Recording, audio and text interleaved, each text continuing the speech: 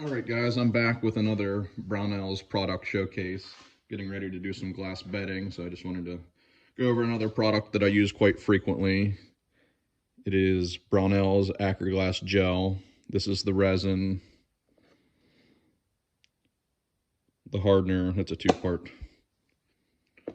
epoxy type resin, and then the label's off of this, but this is also Brownells. It is the black dye. I'm going to be glass bedding on a Boyd's pepper laminate stock, so the black's going to be your best bet. They make brown and some other colors, but black's going to match best. And then this is going to be the release agent that you spray on your barreled action so it comes out of the mold when the resin's dry. This isn't going to be a complete walkthrough, but I am going to at least show you guys how to mix this.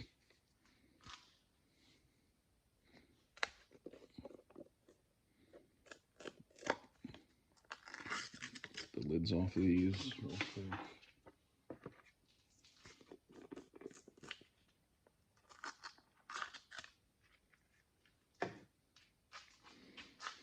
All right, so this is what the resin looks like. It's just clear, and then it's just a 1-to-1 ratio with the hardener. I usually have popsicle sticks to get this out of the container and mix it up, but I'm out of them, so I split a paint stick in half to. It does the same job though. And this is a little trick I use. I go through a lot of brake clean, so I have a lot of empty cans in the garbage usually when I go to glass bed something. So I found this little dish on the bottom of the can works pretty good for getting everything mixed up equally. So do that. And then this is what the hardener looks like.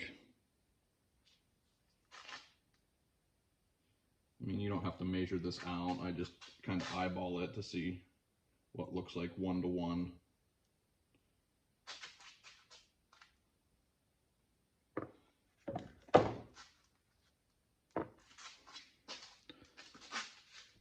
Move this over closer so you can see me mixing.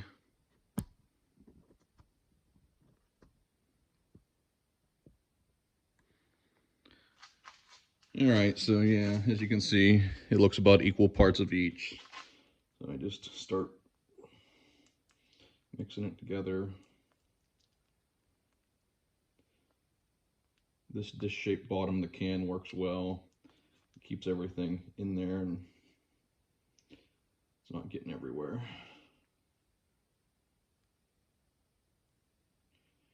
Once you mix it up, it should still be a cream color, just a little bit lighter than what the hardener I showed you looks like.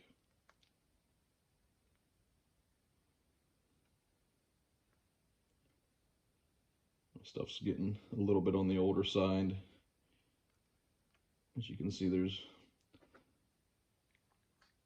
a little bit of chunkiness to that, but it all mixes up still. And what I like about when you add the dye, if you are dyeing it, you don't have to dye it. I just try to get a better match to whatever the stock looks like. It really ensures that you have it mixed well, because once you have it mixed well, it's going to be the color that you picked.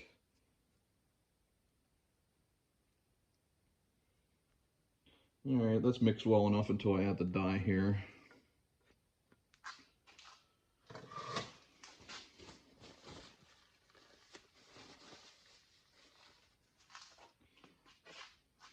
Then with this dye,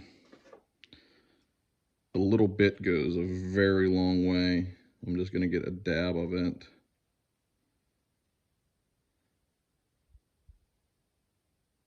Like there, that's actually a little bit more than I needed, but it's going to work.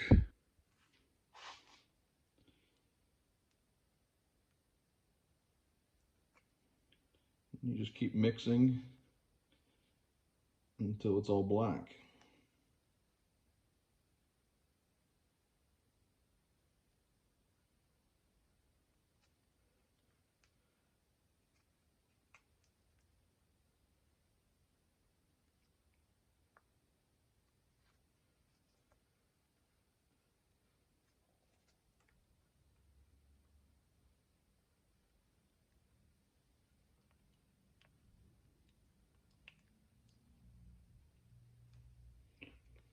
Mixed up pretty well.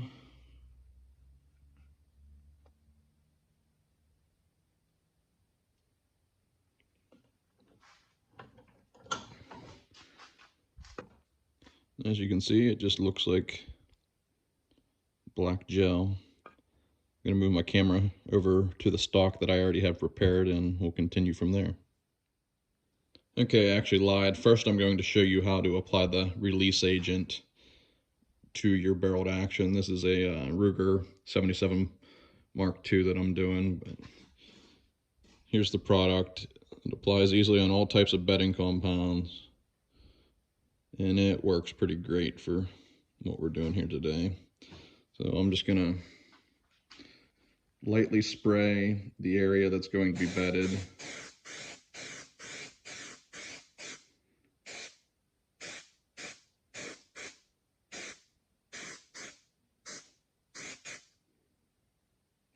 I go a little overboard with it just in case the bedding comes up around the action, and then it'll just peel right off. But you can't even tell it's on there. It's just like a waxy film that I just clean off with brake cleaner when I'm done. I know I will plug this hole with something so the bedding doesn't go up in there, but I like to spray the release agent in there first just in case I get bedding up in there. It's easier to dig out with like an ice pick. Yeah, that's all you have to do to prepare your barreled action. And now we'll go over to the stock and get started. All right, we're back. Apologize in advance for the messy bench, but between working full time, having a newborn, everything else going on in life, I don't have a lot of time to take a day to red up. Usually when I'm in the shop, I'm here to work, not to clean, but we're gonna get there eventually. I already prepared this. I like to mask off the stock, the outside of the stock where you don't want your bedding to stick. And then I primarily, when I do a bedding job, I focus on the lug area. That's what's most important. Sometimes I'll put a little bedding back here for a nice solid anchor as well, but I don't generally bed the whole action. Now I have bedded the whole barrel channel before and have had good results with that, but generally I just bed the lug area and leave the rest of the barrel free floating. If you're still having a little bit of accuracy issues and you're not where you want to be, I found trimming back some of the bedding, because you're always going to get some that goes underneath the barrel, like in the chamber area. But I found if you start trimming that back closer to the lug, sometimes that helps increase your accuracy as well. I have the best luck with a free floated barrel. So, and then as you can see here, I got little divots that I put in with the Dremel just to give the bedding something to adhere and sink down into, rather than just laying like a thin layer laying on top that could essentially peel off. So what we're going to do is we're going to start applying this bedding in this area.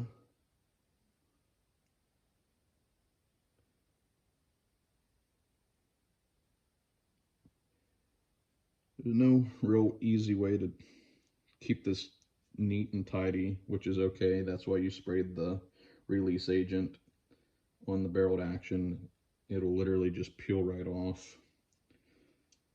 But I have found, that's why I use this and preach about this product, this Acraglas Gel from Brownells is nice, and it has a nice consistency that you can get it where you want it. I've used some other resins that are runny and it just makes a mess.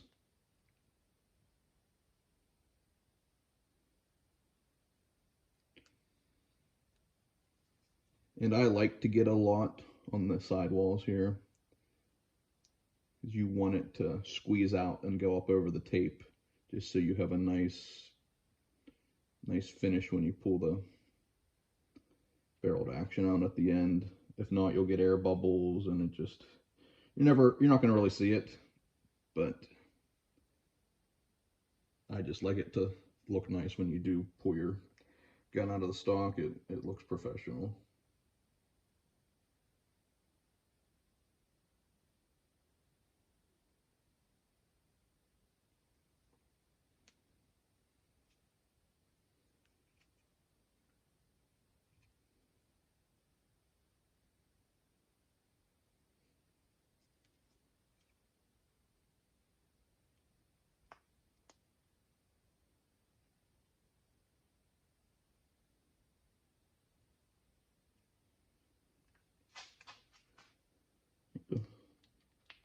wiggle my applicator around down in this lug pocket just to get all the air bubbles out. When you squeeze your action down in there, it makes a perfect mold.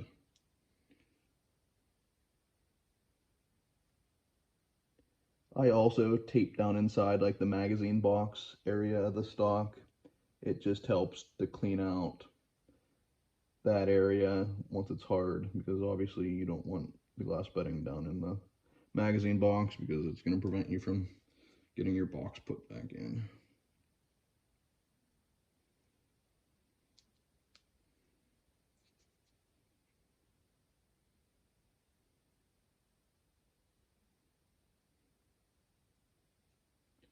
All right, about done here. Just add a little extra. Like I said, it looks messy and it does make a bit of a mess, but that's what's supposed to happen.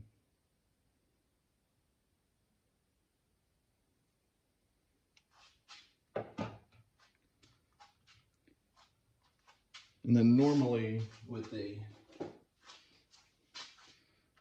the action, I have pins to put in the screw holes, but with the Ruger, it has an angled front screw, which I kind of like the design. It with the angle, when you tighten it, it sucks the action back tight against the rear of the stock, which is what you want. So I do like the idea, but I'm not able to screw a pin in here and then just slide it down in the stock. It won't work that way. So in this case, I'm just gonna put a pin in the rear when I'm done with this. Not when I'm done with this. When I'm done and ready to put it down into the stock. So I'm gonna pause it for now, and then I'll show you once I have it down in the stock. Okay, and now we're back and we're all set. As you can see, the bedding likes to ooze out around the action, which is what you want to get a glove-like fit when it's done. With this one, I ended up just putting the rear screws and trigger guard in and just lightly tighten them. You don't want to over torque it, because you want this to be freely laying down in the stock so you're not putting any added stress anywhere. And then my grandfather used to use surgical tubing that he'd wrap around the barrel and action area right around the lug here that held a nice even squeeze down on it. I don't have any of that. The stuff I had dry rotted and doesn't work, so I'm using one of these little clamps. But again, it doesn't have a lot of pressure. It's just more to clamp it down and ensure it's sitting square in the stock. But as you can see, it's bedded, it's free floated. Actually a little bit more than I wanted to, but more is better than it touching anywhere. And for those of you that don't know what free floating is, it just means that the barrel is not touching the stock anywhere. It's floating freely. And an easy way to check that is just to use a piece of paper, dollar bill or anything, and wrap it around the underside of the barrel and then just slide it. And as long as there's no resistance, that means that you don't have any contact between your barrel and your stock. So we're going to let this sit for, we're going to say 4 or 5 hours. Most people let it sit longer, but I found after 4 or 5 hours, the bedding is hard enough that you can pull it out, but soft enough that you can trim it, where it's not rock hard that you have to sand it, grind it, whatever, to trim it up. And I mean, I'm going to check it in 4 to 5 hours, but since it's oozed out over here, this is a good spot. You can touch it to see the consistency, to see how hard it is, and if it's still too soft, then you just wait a little bit longer. But I'll come back when I pull it and I'll show you the benefits that I see in pulling it a little early, mainly just for cleanup. You just get a lot nicer of a finish. You can cut it with a razor blade and you just get nice clean lines with it. So We'll be back in 4 to 5 hours to pull this out and finish up this video. All right, guys, it's been 5 hours. I'm gonna get ready to pull this up out of the stock.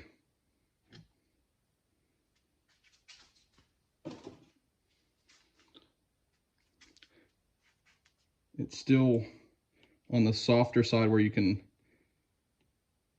nick it with your fingernail, but it's hard enough that it's not going to change form.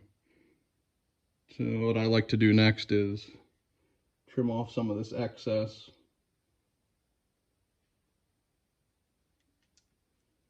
Now, if you waited until it was completely cured, you wouldn't be able to do this.